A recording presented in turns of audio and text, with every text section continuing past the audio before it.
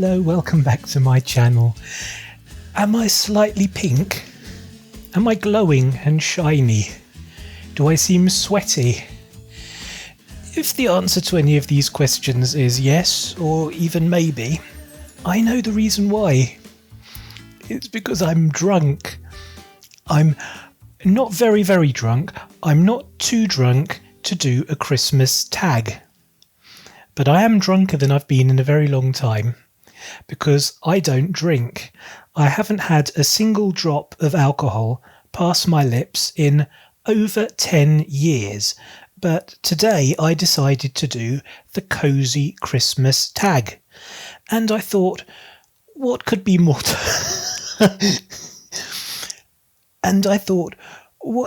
cozy than doing it pissed? It may have been a mistake. I'm really trying very hard to not slur my speech, to speak very clearly, and to not keep laughing, because that's bad. So I don't know who the OG was, but this is the Cosy Christmas Tag, and I'm doing it while drunk. Let's have a look and see how that happened.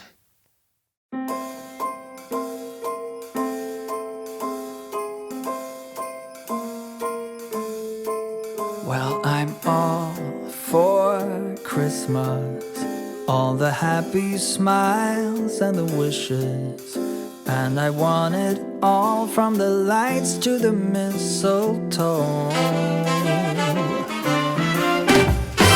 Tell me one thing, is there anything that you're missing?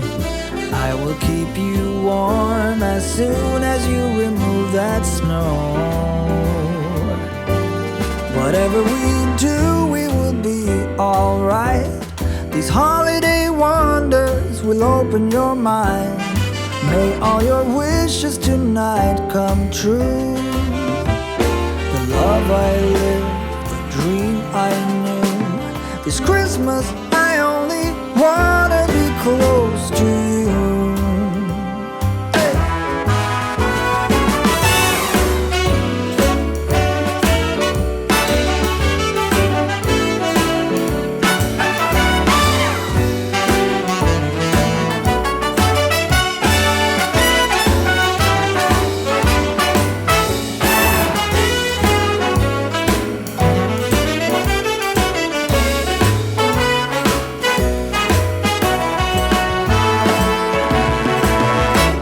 Whatever we do, we will be alright.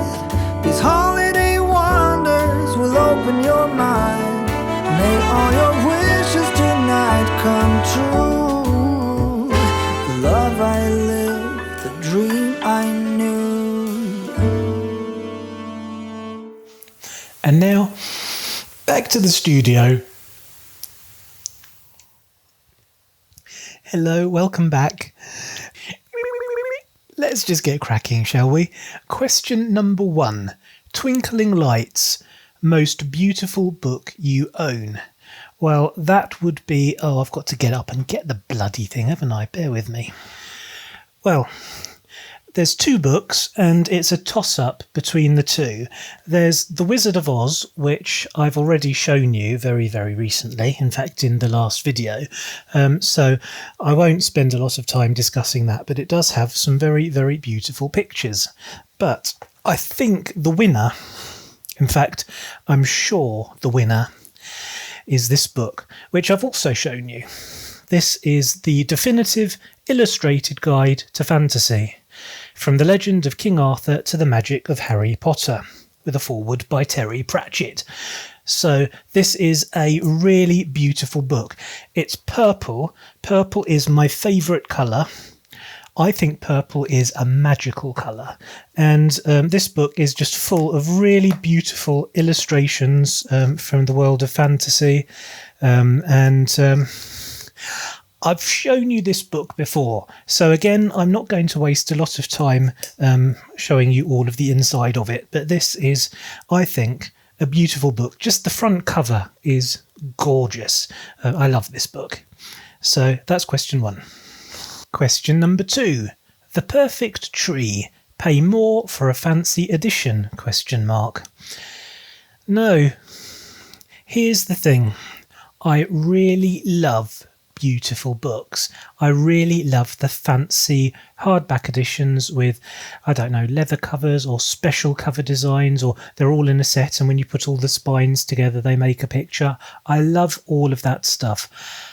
In my dreams and fantasies, I own a huge library, a wooden panelled library of the type that has the slidey stairs on a rail that you need to get to the top shelf. And in this dream library with the wood panels and the slidey stairs, there are rows and rows of immaculate, perfect, beautiful books, untouched by human hands, unsullied by human breath, and they are beautiful, and they're there just for the aesthetic, just because they look good. But I don't live in that fantasy, I live in the real world. And in the real world, first of all, I can't read proper books anymore because my eyeballs are shit. I have to read books on a Kindle, so that negates the whole question. But secondly, when I read a book, I dog-ear the pages, I split the spine, I do whatever I need to do to be able to enjoy the actual experience of reading the book. Because for me, books have always been, first and foremost, about what's on the inside, not what's on the outside. Question number 3. Build a snowman. Christmas book stack. Well, this one stumped me, to be honest, because I don't really know whether it means books that you just like to read at Christmas, or books that are set during Christmas or are about Christmas. I don't seem to have very many books that are about Christmas or set during Christmas, so I've done the best that I could. First of all, The Lion, the Witch and the Wardrobe. This is it's my first book. It's the actual book that I owned from the day that I was born. And it's a perennial Christmas favourite. It's the sort of thing you see on telly during Christmas. It's the sort of thing that is sometimes adapted for the stage, and people go to the theatre to see versions of this at Christmas. So The Lion, the Witch and the Wardrobe, that's part of the stack. Then obviously we have the Christmas books by Charles Dickens. Now, I know that this is going to enrage Nell. Nell hates Charles Dickens. Personally, I'm not really that bothered. I like his stories a lot more than I like reading him, that's for sure. I like the adaptations. But in terms of actually reading Dickens, I must confess that I don't. So that's the second one in the stack anyway. And then the last one in the stack, and I'm stretching things now a little bit, but it's Peter Pan by J.M. Barrie. This isn't really set during Christmas and doesn't have very much to do with Christmas at all, as far as I can remember. But it's a perennial Christmas favourite. Anyway, so that is my stack. We have my Snowman stack, The Lion, the Witch and the Wardrobe, the Christmas books by Charles Dickens, and Peter Pan by J.M. Barrie. Question number 4. Crackling Fire. Books that make you feel warm and cosy. And again, I refer you back to The Lion, the Witch and the Wardrobe. It's probably the most comforting book in my collection, although I think I'm going to change that. I'm going to go for Voyage of the Dawn Treader. Voyage of the Dawn Treader is my favourite of the Narnia Chronicles. It's the longest, it's the most interesting and adventurous. It has the least things in it that I don't like, because all the other books have at least one thing that I don't particularly like.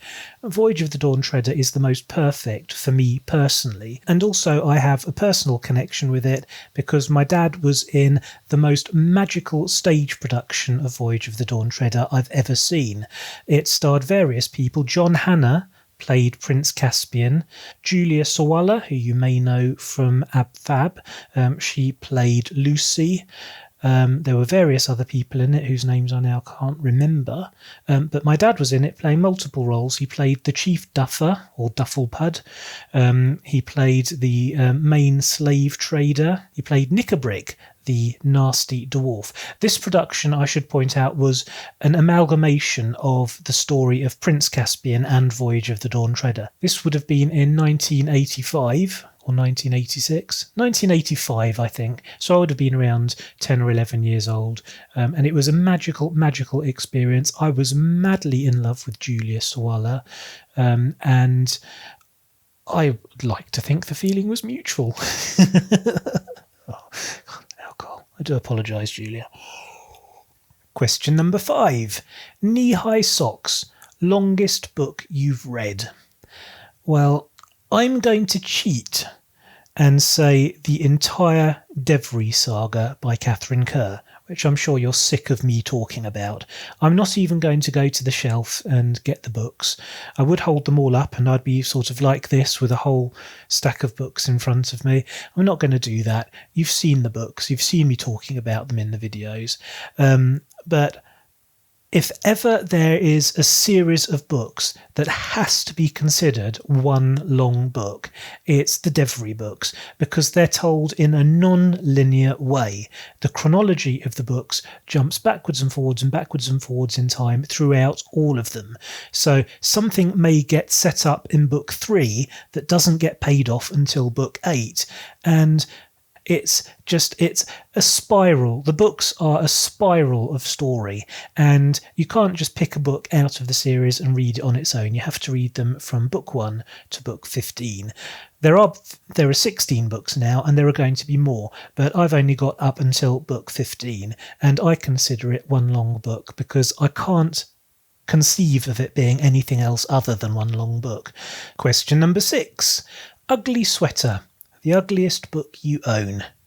Well, again, I'm not going to put too much thought into this because you could analyse, does it mean ugly because it's tatty and old, or ugly because it's a poorly designed cover or just a really bad cover design, or ugly because the contents inside is particularly unpleasant because it's been written by Hitler or J.K. Rowling.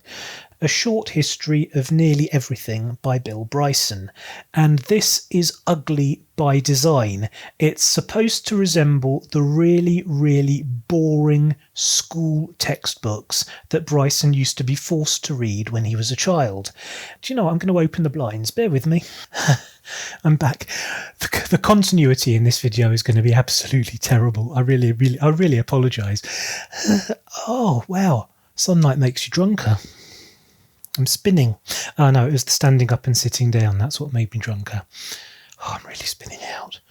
Ooh. Question number 7. Blizzards. Set in winter, gives you the chills. I'm going to say A Christmas Carol.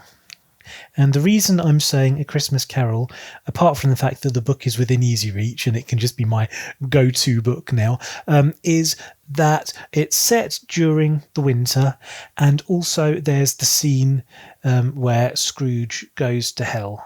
It's the notion of visiting the world after you've died and are no longer in it. That is creepy and messes with my brain. I don't like that. I don't want to see the world after I'm gone. And finally, question number 8. Home for the holiday. Rereads that feel like home. Again, I'm inclined to discuss a series of books that I have discussed on multiple previous occasions. I can only apologise, I'm a boring person. But this is the Empire trilogy. These are rereads that really do feel like home. Really terrible, awful, shitty things happen in these books, but I know that each book in the trilogy has a happy ending, and each happy ending, as you move from book 1 through book 2 to book 3, gets better. The whole set is a feel-good experience, even though lots of terrible, awful, unthinkable things happen throughout the story.